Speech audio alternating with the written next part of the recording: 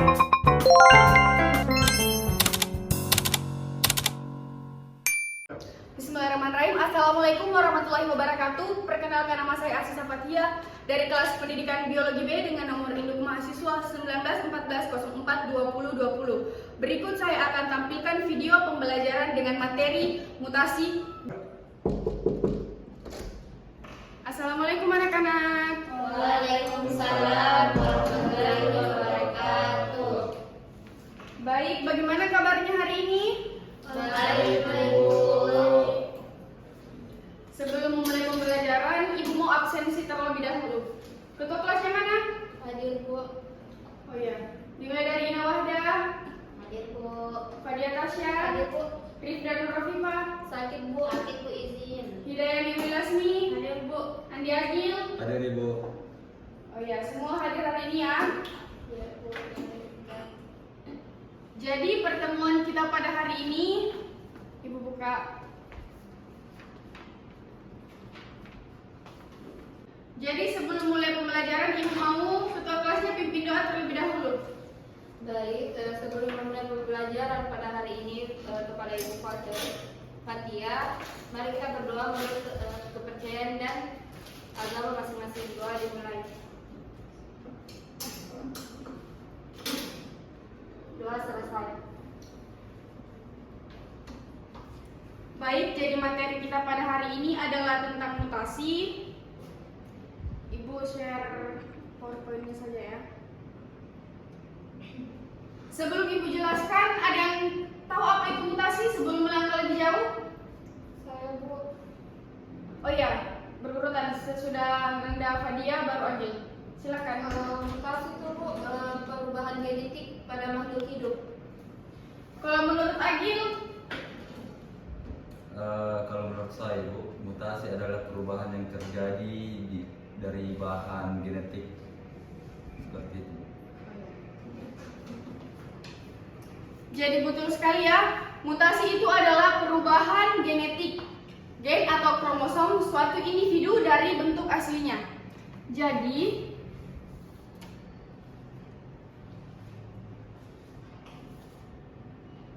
adalah perubahan genetik.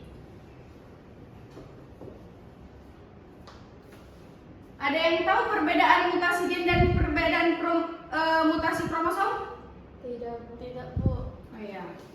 Jadi, mutasi gen itu adalah mutasi titik atau point mutation. Mutasi gen ini terjadi karena adanya perubahan struktur gen atau DNA.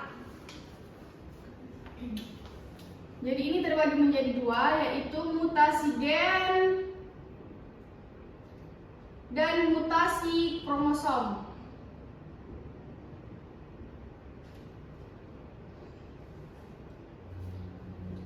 Mutasi gen itu adalah disebut juga dengan mutasi titik.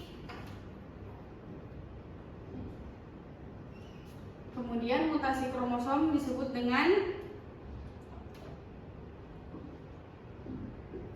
mutasi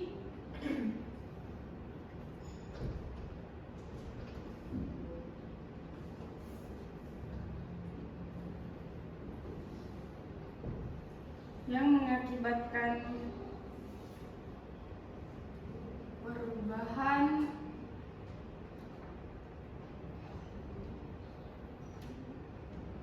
sejumlah massa pada rantai.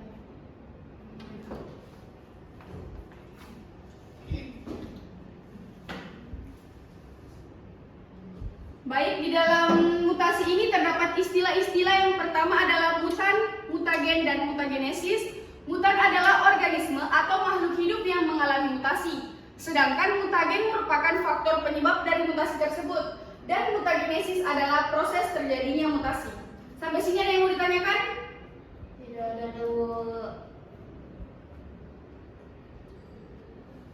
Kemudian berdasarkan jenis sel yang mengalami mutasi, ada yang bisa bantu Ibu baca? Saya, Bu. Ya silahkan. Berdasarkan jenis sel yang mengalami mutasi, mutasi somatis somatis atau perubahan vegetatif adalah mutasi yang terjadi pada sel somatis. Mutasi ini tidak diwariskan pada keturunannya. Contohnya, mutasi pada sel-sel kulit yang menyebabkan kanker kulit tidak akan diturunkan pada keturunannya. Yang kedua itu mutasi germinal atau perubahan generatif adalah mutasi yang terjadi pada sel-sel gamet atau sperma dan ovum. Mutasi ini diwariskan pada keturunan berikutnya. Contohnya itu pada mutasi yang menyebabkan penyakit cacat atau penyakit menurun. Ya. Jadi kita bisa menarik kesimpulan bahwa mutasi somatis itu disebabkan karena keturunan, sedangkan mutasi germinal itu adalah terbalik. Mutasi somatis itu adalah mutasi yang disebabkan yang tidak diturunkan, bukan pada keturunannya. Sedangkan pada mutasi germinal itu adalah mutasi yang disebabkan karena turun-temurun, misalnya penyakit turun-temurun seperti diabetes.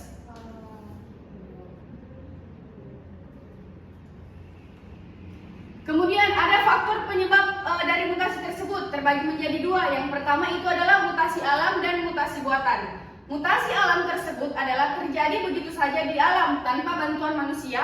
Mutasi alam ini terjadi di bumi, tetapi terjadi sebab mutasi yang merupakan bahan baku dari evolusi. Sedangkan mutasi buatan, mutasi yang sengaja dibuat oleh manusia. Sampai sini dipahami? Ketua kelas ada penghapusnya?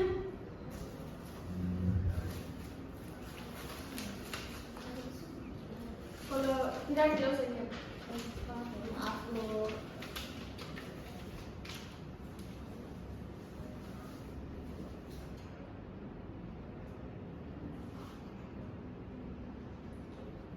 Ini adalah faktor penyebabnya. Kemudian terdapat berdasarkan sifat genetiknya. Ada yang bisa baca?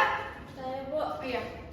Baik, untuk berdasarkan sifat genetiknya, mutasi dibedakan menjadi dua, yaitu mutasi dominan dan mutasi resesif, di mana mutasi dominan adalah akan terlihat pengaruhnya pada keadaan heterozigot, sedangkan mutasi resesif tidak akan terlihat pengaruhnya pada keadaan heterozigot, kecuali resesif pautan seks.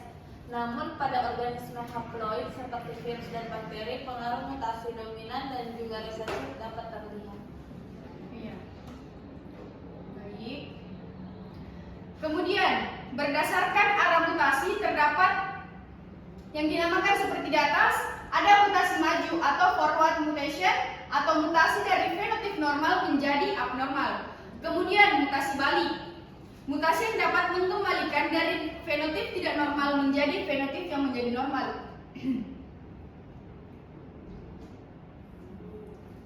Berdasarkan materi genetiknya, mutasi kromosom atau aberasi, perubahan yang terjadi pada struktur kromosom terbagi menjadi dua. Seperti yang kalian lihat di atas, mutasi kromosom karena perubahan jumlah kromosom melibatkan kehilangan atau penambahan jumlah kromosom yang terbagi menjadi dua, yaitu aneosomi dan aneuploidi.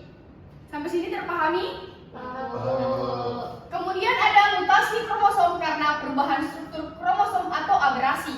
Itu terdiri atas 6 macam, di mana terdapat delesi, duplikasi, translokasi, inversi, isokromosom, dan kalenasi.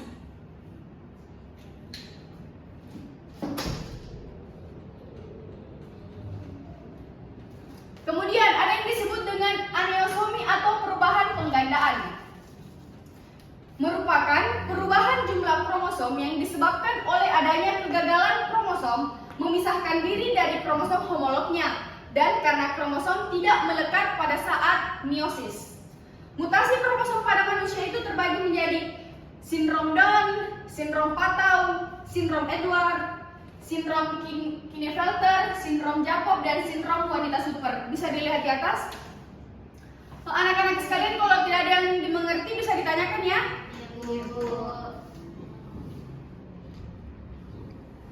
Ya. Ini adalah contoh dari sindrom Down. Kalian bisa lihat contohnya di atas. Ini sindrom Patau.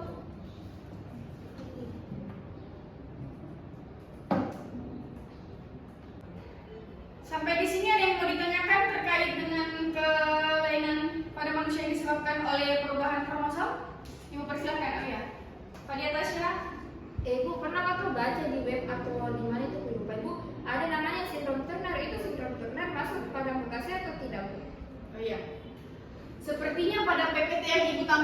tidak ada sindrom Turner ya. Iya. Jadi sindrom Turner itu biasanya terjadi hanya pada perempuan. Kalau sindrom Turner itu disebabkan karena pada individu yang kehilangan kromosom Y sehingga hanya mempunyai kromosom X.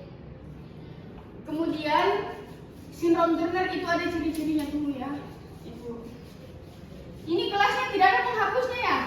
Tidak ada, Bu. Iya, Bu. Hilang, Bu. Apa pakai kertas saja.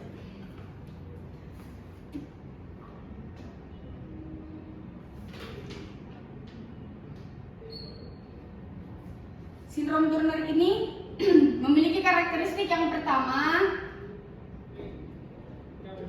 yaitu memiliki gonal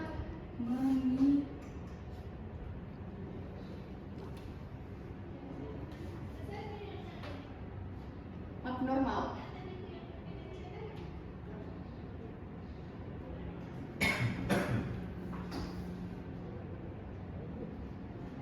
Kemudian biasanya penderita ini ukuran tubuhnya lebih kecil. Ukuran tubuh kecil. Tubuh lebih kecil daripada manusia pada umumnya.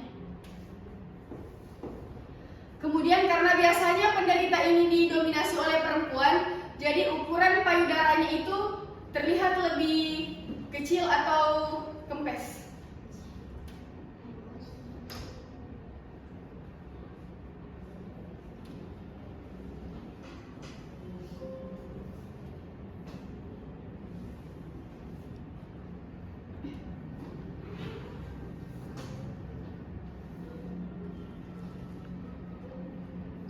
Kemudian keterbelakangan mental.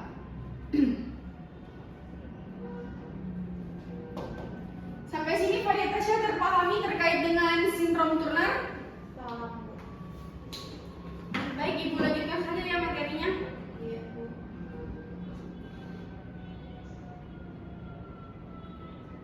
Ini belum ya? Belum, Bu.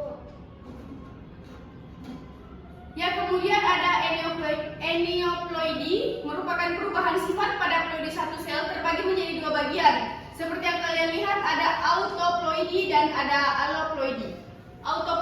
Autoploidy itu merupakan perubahan yang disebabkan oleh kesalahan sel itu sendiri saat mengadakan pembelahan meiosis. Kemudian ada aloploidy, perubahan yang disebabkan karena adanya perkawinan silang dari spesies yang mempunyai kromosom yang berbeda. Sampai sini terpahami? Kemudian ada penyebab mutasi.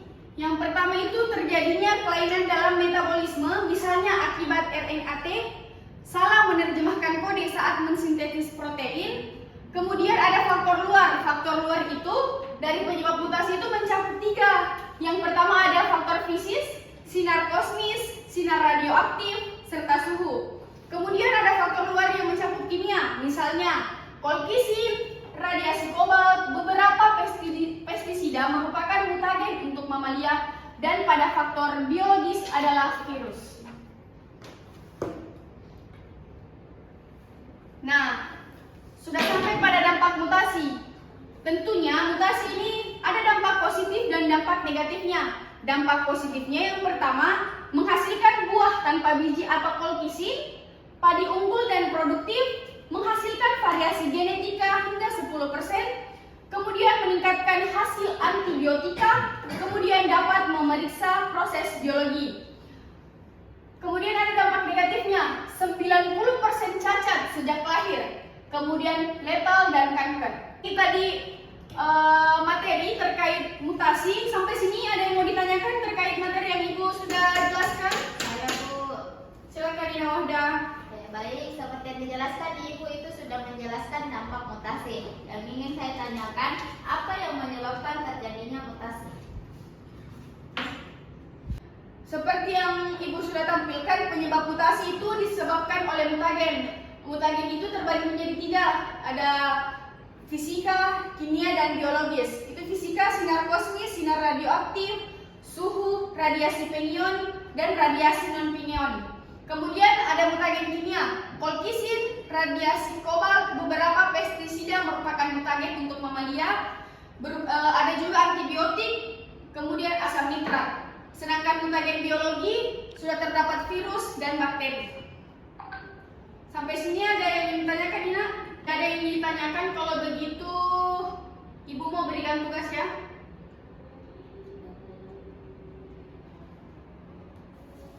Tugasnya itu dari kelainan-kelainan pada manusia yang disebabkan oleh perubahan kromosom.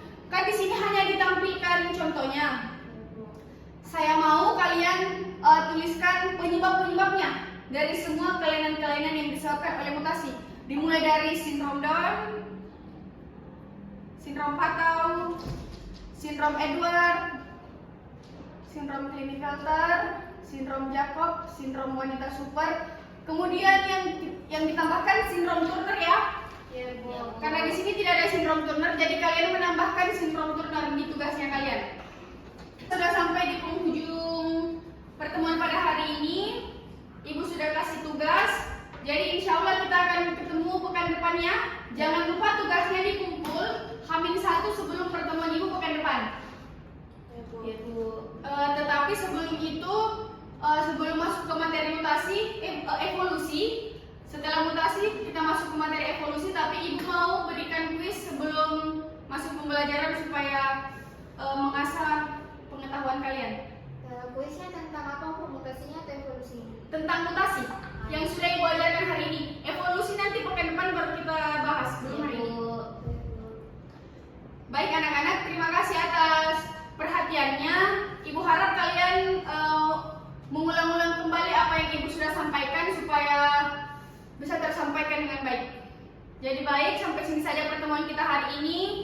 Ibu ucapkan terima kasih. Sebelumnya pembacaan doa oleh ketua kelas sebelum Ibu menutup pembelajaran hari ini. Baik, sebelum kita mengakhiri pelajaran Intifati hari ini, ada baiknya kita berdoa menurut agama dan kepercayaan masing-masing. Doa dimulai. Doa selesai. Baik, terima kasih anak-anak. Jaga kesehatan selalu. Terima kasih. Wassalamualaikum warahmatullahi wabarakatuh. Waalaikumsalam.